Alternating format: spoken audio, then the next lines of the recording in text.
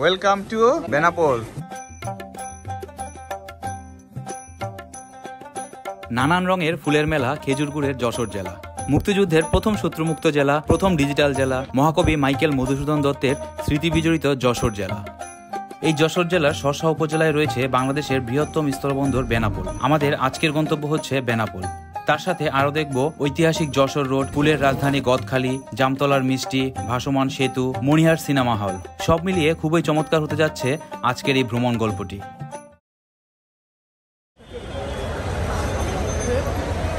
বেনাপোলের উদ্দেশ্যে আমাদের যাত্রা শুরু হয় ঢাকার কমলাপুর রেল স্টেশন থেকে।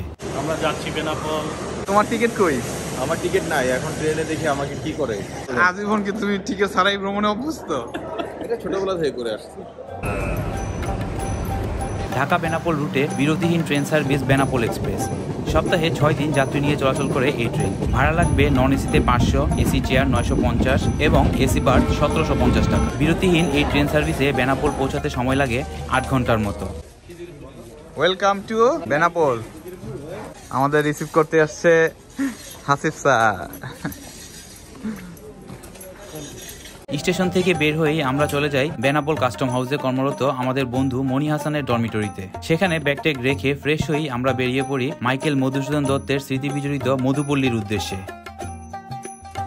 আমরা চলে এসেছি যশোর জেলার কেশবপুর উপজেলার সাগরদাড়ি গ্রামে অবস্থিত মাইকেল মধুসূদন দত্তের জন্মস্থান মধুপল্লীতে। 1824 সালের 25 জানুয়ারি এই বাড়িতেই জন্মগ্রহণ করেন মহাকবি মাইকেল মধুসূদন দত্ত।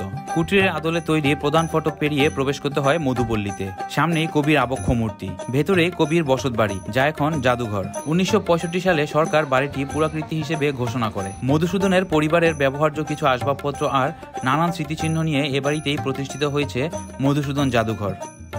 ভেতরের পশ্চিম পাশে আছে কবির পারিবারিক পুকুর ঘাট। এই ঘাটে কবি গোসল করতেন, যা সুন্দরভাবে সংরক্ষণ করা হয়েছে।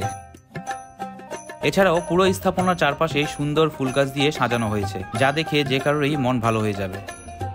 বাড়ির বাইরে কিছু দোকান রয়েছে, যেখান থেকে মধুপল্লীতে ঘুরতে আসা দর্শনার্থীরা কিছু কেনাকাটা করে নিতে পারেন। একটু সামনে এগুলোই রয়েছে মধুসূদন মিউজিয়াম। আমরা চলে এসেছি যশোরের মনিরামপুরের ঝাপা বাওরের টলমলে বিস্তীর্ণ জলরাশির উপর 1000 ফুট দীর্ঘ ভাসমান সেতুতে। এই সেতুটি নির্মাণে ব্যবহৃত হয়েছে 839টি ড্রাম। ভাসমান ড্রামের উপর স্টিলের শীট ফেলে নির্মিত হয় এই সেতুটি। বর্তমানে সেতুটি দিয়ে সহজেই ভ্যান গাড়ি, মোটরসাইকেল ও ছোট যানবাহন চলাচল করতে পারে। চীনন্দন দেশের প্রথম ও দীর্ঘতম ভাসমান এই সেতুটি দেখতে দূর দূরান্ত থেকে প্রতিদিন প্রচুর মানুষ ভিড় করেন। আমরা এখন এসেছি ফুলের রাজধানী হিসেবে খ্যাত যশোরের গদখালি বাজারে। ঝিকরগাছা ও সরসা থানার মোট 90টি গ্রামে 4000 বিঘা জমিতে ফুল চাষ করেন স্থানীয় কৃষকেরা। মাঠের পর মাঠ জুড়ে ফুলের ক্ষেত, রজনীগন্ধা, গ্লাডিওলাস, গোলাপ আর গাঁদা ফুল চাষ হয় এইসব জমিতে।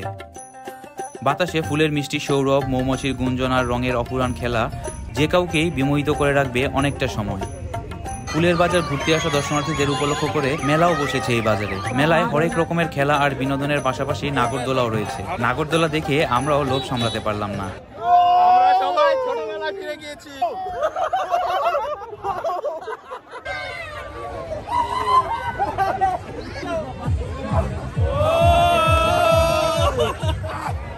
এই হলো যশোরের বিখ্যাত জামতলার সাদেক মিষ্টান্ন ভান্ডার।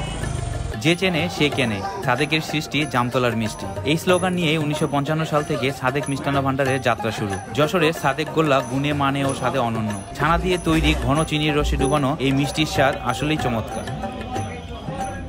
দিনের শেষে সন্ধ্যার কিছুটা আগে আগে আমরা চলে যাই বেনাপোল স্থলবন্দরে। বাংলাদেশ এবং ভারতের স্থল বাণিজ্যের প্রধান কেন্দ্র হিসেবে পরিচিত এই বেনাপোল স্থলবন্দর। দুই দেশের মধ্যকার বাণিজ্যের প্রায় 90% সংগঠিত হয় এই বেনাপোল স্থলবন্দর দিয়ে। পণ্য বাণিজ্য ছাড়াও এই স্থলপথে প্রতিদিন শত শত ভ্রমণকারী দুই দেশের মধ্যে চলাচল করে। পরের দিন সকালে আমরা বেরিয়ে পড়ি গ্রাম ঘুরে দেখতে। ছবির মতো সুন্দর গ্রাম, রাস্তার দুই ধারে সারি সারি খেজুর গাছ। এই গাছ থেকেই রস সংগ্রহ করে তৈরি হবে হরেক রকমের ও স্বাদের গুড়। যশোরের ঐতিহ্যের সাথে ওতপ্রোতভাবে জড়িয়ে আছে স্থানীয়ভাবে উৎপাদিত এই খেজুরের গুড়। এজন্যই বলা হয়ে থাকে নানান রঙের ফুলের মেলা খেজুর গুড়ের যশোর জেলা।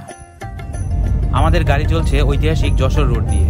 কলকাতার শ্যামবাজার থেকে বাংলাদেশের যশোর শহর পর্যন্ত বিস্তৃত এই আন্তর্জাতিক মহাসড়কটির দৈর্ঘ্য প্রায় 128 কিলোমিটার। 1971 সালে মুক্তিযুদ্ধের সময় শত শত শরণার্থী এই যশোর রোডের দুই পাশে আশ্রয় নেয়। শরণার্থীদের দুঃখ দুর্দশা দেখে মার্কিন কবি অ্যালেন গিন্সবার্গ রচনা করেছিলেন সেপ্টেম্বর অন যশোর রোড কবিতাটি। ইতিহাসের অংশ হয়ে থাকা এই যশোর রোড আর তার দুই পাশের শতবর্ষী গাছগুলো সড়কের সৌন্দর্য বৃদ্ধি করেছে বহুগুণ।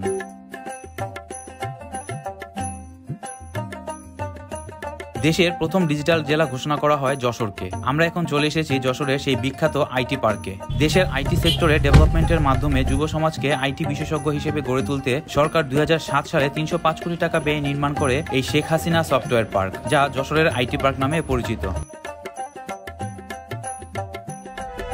এটা হলো যশোরের বিখ্যাত মনিহার সিনেমা হল, যা বাংলাদেশের বৃহত্তম সিনেমা হল। 1983 সালে প্রতিষ্ঠিত এই সিনেমা হলটির ধারণ ক্ষমতা প্রায় 1500, অর্থাৎ প্রায় 1500 লোক একসাথে বসে এখানে চলচ্চিত্র উপভোগ করতে পারবেন। গত 2 দিনের চমৎকার ভ্রমণ অভিজ্ঞতার পাশাপাশি যশোর ভ্রমণটা স্মরণীয় হয়ে থাকবে আরও একটি কারণে, আর তা হলো প্রথমবারের মতো আকাশপথে যাত্রা। 1942 সালে দ্বিতীয় বিশ্বযুদ্ধের সময় যুক্তরাজ্য যশোরে একটি বিমান ঘাঁটি নির্মাণ করে। পরবর্তীতে 1960 সালে পূর্ণাঙ্গ অভ্যন্তরীণ বিমানবন্দর হিসেবে চালু হয়। বর্তমানে Bangladesh airlines, Novo air, US Bangla airlines এর ফ্লাইট নিয়মিত ঢাকা যশোর রুটে চলাচল করে। সূর্য ডুবে যাচ্ছে, আমাদেরও সময় হয়েছে বিদায় নেওয়ার। চলে যাচ্ছি, দেখা হবে নতুন কোনো শহরে, নতুন কোনো নগরে। ততদিন পর্যন্ত সকলে ভালো থাকবেন, সুস্থ থাকবেন। ধন্যবাদ সকলকে।